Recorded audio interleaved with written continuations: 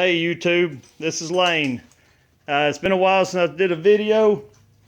Been doing a lot of work here lately, and I thought I'd show you my new sheet metal brake.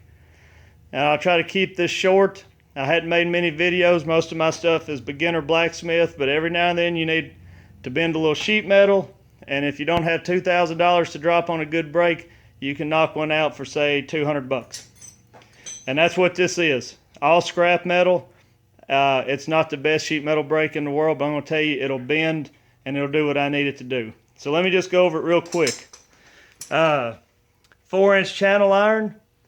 Got that scrapyard for next to nothing. 4x4 1/4-inch square tubing. It was give to me. That big yellow piece of angle iron, it was give to me as well. This part right here, that is 4-inch channel, but I learned something I didn't know about sheet metal brakes because I'm not a sheet metal guy. This right here needs to be wider. I went to bend my first sheet and it would bend about that far. And just for today, because I wanted to see if it was going to work, I added that piece of angle iron to kind of bring that out, make it, that's about 3 inches now. And it let me bend what I was bending. This truss on top, I'm going to reinforce it some more. This nut, you tighten that down and it'll put more pressure right there. I guess I saw it on another video. I don't know whose it was, but it seemed like a good idea. So I went with it. The hinges are not complicated at all. That's just 5/8 round bar. That's some stuff I had on hand. The only thing I had to buy was the hardware. I put springs in it so that when I loosen it up, it makes that top clamp kind of pop up. It's worth doing. All in all, and I plan on painting it after I clean it, 200 bucks at the most.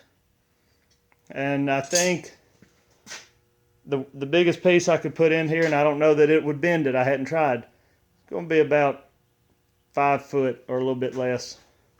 58 inches.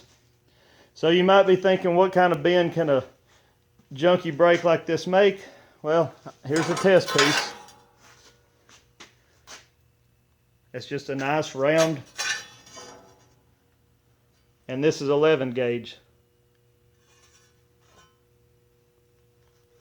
It's not a very sharp corner, but it is a lot nicer than having to try to weld two pieces together when you can bend it up.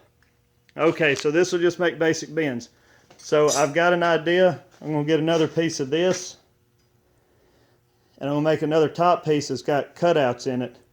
And I believe for doing light duty work, if I made 1 inch cutouts here, maybe have a 4-inch, have a cutout on each side, have a 4-inch space, have a cutout, maybe have a 12-inch, or what I'm getting at is I might could do some box and pan work, but that's going to be on light duty stuff. I don't think you'd be able to build the truss and have all that, and that may not even work. That's just an idea that's floating in my head. If you've ever seen the box pan with fingers and all that. So anyway, guys, this a quick video. You can make one. It wasn't complicated. I've got some things to do to this to make it better. I'm going to put some tool holders, and I want to put a gauge on it to let me know when I'm at a 45, like you can't hardly tell, but I don't know. Just some stuff that I'm thinking about doing. And I'm going to use my little cordless impact. I'm going to get a dedicated socket so I can cinch that down and loosen it up. But anyway, hey, that's it. When I get this thing painted, I'm going to make another video, and I'm going to do some more bigger pieces. Really, the whole point of this is I want to do some floorboards and stuff like that for old truck.